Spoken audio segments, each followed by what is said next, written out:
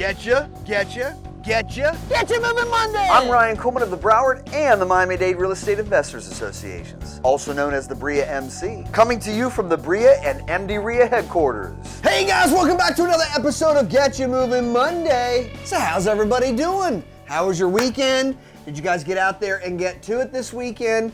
I drove for dollars on Saturday. I went to a couple properties on Sunday.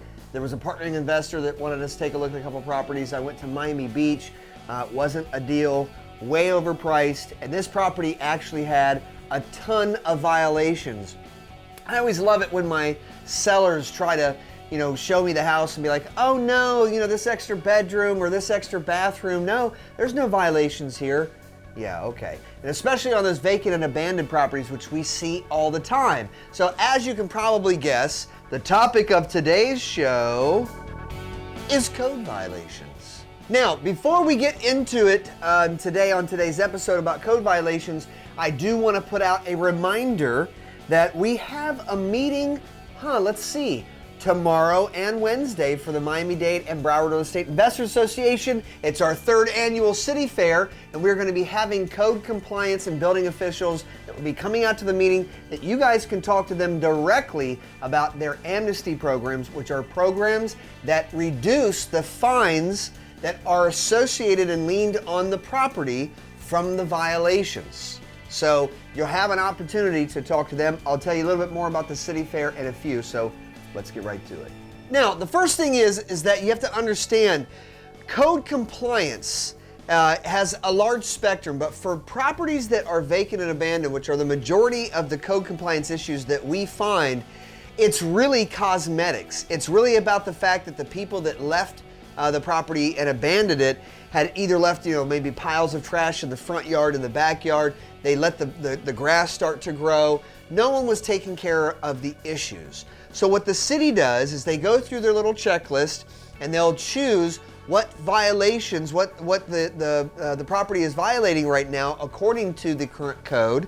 And then each one of those has an individual fine that starts accruing on a daily basis. Now, by accruing on a daily basis, some of these violations are $250 a day. Obviously, the higher the amount of the daily fine, the more pressure they want to put on the seller. So I guess there's like a degree of importance where some violations only have a small daily fine and others are more substantial. So it depends upon what violations the property was in, but what we see is these violations and these fines have accrued on a daily basis, sometimes 2, 3, 4, 5 years. No one's really paying attention. There's not someone sitting at a computer that's watching the daily fines every day and keeping log of it. No, what happens is they set the daily fines and then the system just accrues every single day until someone, comes to take care of it or cure the violations. Now, different cities have different amnesty programs. I will give you a couple of quick examples. Number one, Lauderhill. The city of Lauderhill, basically you have to buy the property and then you got to roll the dice and take the gamble as far as curing the violations, and then they'll let you know how much they're going to reduce them. So it makes it very difficult in the city of Lauderhill to purchase properties that way.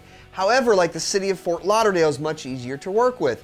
I have had multiple properties in Fort Lauderdale that we have purchased that had violations and daily fines accruing.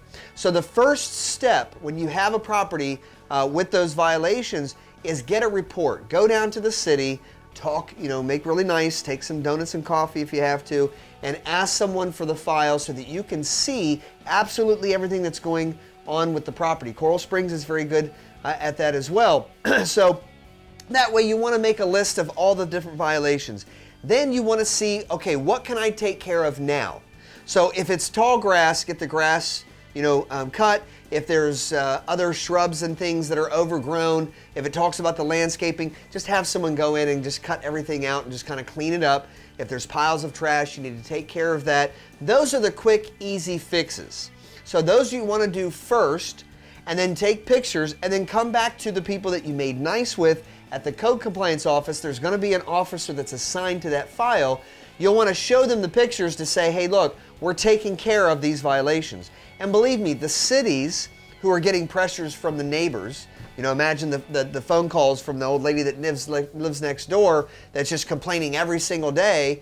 You know, they want these problems and these issues to be fixed. So you're kind of coming in as a little bit of the hero because you're at your expense, you're taking care of the violations. Now, once you take care of what you can take care of, there are certain violations, like we have a property that has a code compliance issue on it, and it does have about $250,000 in fines that are leaned on the property because it was a rental property and they didn't have a license for the rental property. They had to get it inspected in order to be run as a triplex, which is what the property was, and so that fine's been accruing. So that we just have to basically think that and hope that they're going to reduce it to administration costs. So now that brings me to my next point, is how are we going to get the reductions? Well, like I said, varying cities have varying ways of their amnesty programs that allow you to reduce these fines. Most of the time there's going to be a hearing.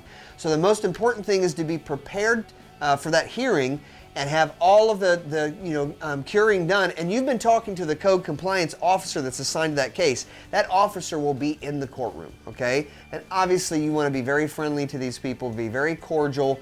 Whatever they ask you to do, how ridiculous it, no matter how it is. I've had code compliance officers say, oh, these pictures aren't that good, I need better pictures. Okay, I'll go back to the property and get you, better pictures. I'll bring my photographer with me. So, but, obviously I said in a very nice way, like, yes, sir, I'd love to go back to the property and take more pictures for you. Because that code compliance officer is your friend. They're going to be the ones at the hearing that are going to be basically telling the magistrate, which could be one person or it could be a council of people, and they're going to be basically saying, yes, the investor, Ryan, he's been taking care of everything. We have the evidence, and I've gone back out to see the property, and violations 1 through 5 were taken care of. Number 6 is a license for rental, but he didn't own the property at that time. So they hopefully will then make their decision as far as what they're going to reduce the fines to. Now, I can tell you a couple of examples. Coral Springs, we had a triplex with $757,000, got reduced to $15,000. In Margate, Carl Sheely had a property that, who our contractor, he had a property there that had 800 and something like 57,000. He got reduced to 6,000. In Fort Lauderdale, I've had 78,000 reduced to $700.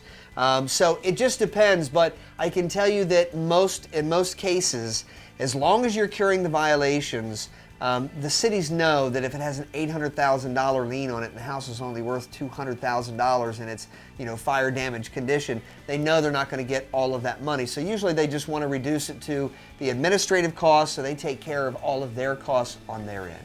Okay, so to summarize, if you're buying a property that has code violations, first, get the list of the violations. Try to go down to the city, have a conversation with them, introduce yourself, which is always good because you may have another property in that city, and then now they'll know you and create those relationships. Very important.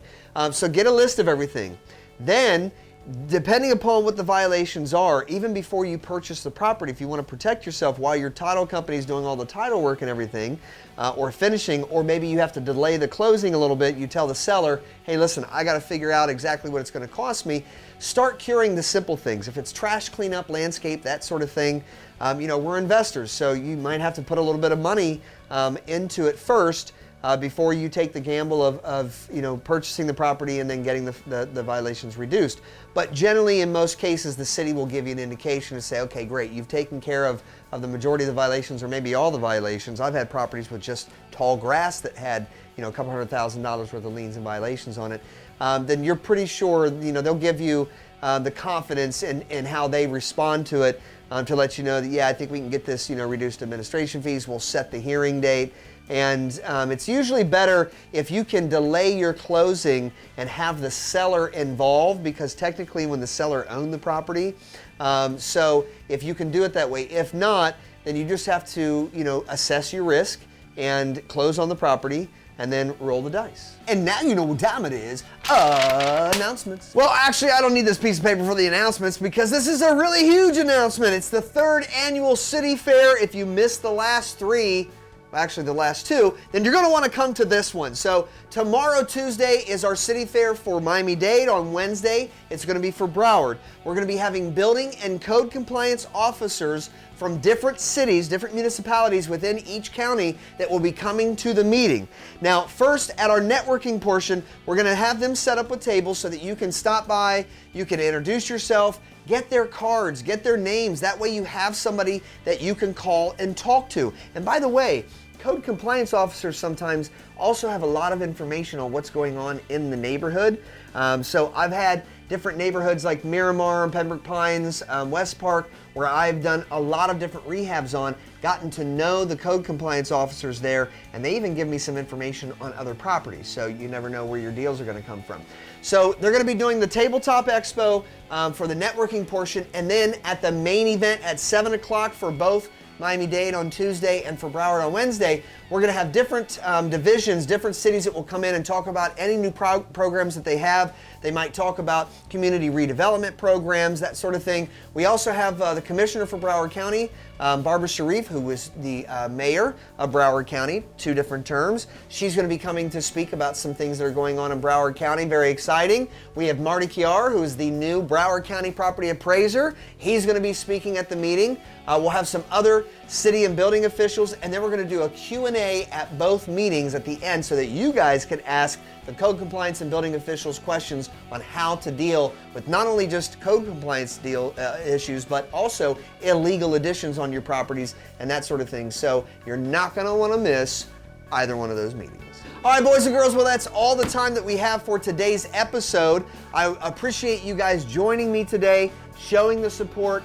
It really means a lot as far as everybody that's following these Get You Moving Mondays. I have people come up to me all the time saying, man, I've been watching your videos on YouTube.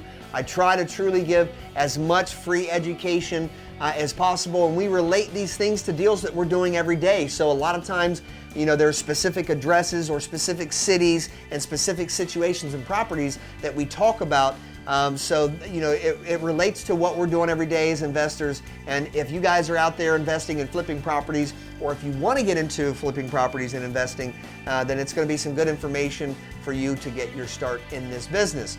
Like I said, both of the meetings coming up Tuesday and Wednesday, of course, for the Miami-Dade in the Broward, you can go to our websites. You can see all upcoming events, register for the event. And between now and the time that I see you guys at one of these meetings tomorrow or Wednesday, as I always say, every day is a new opportunity for your success.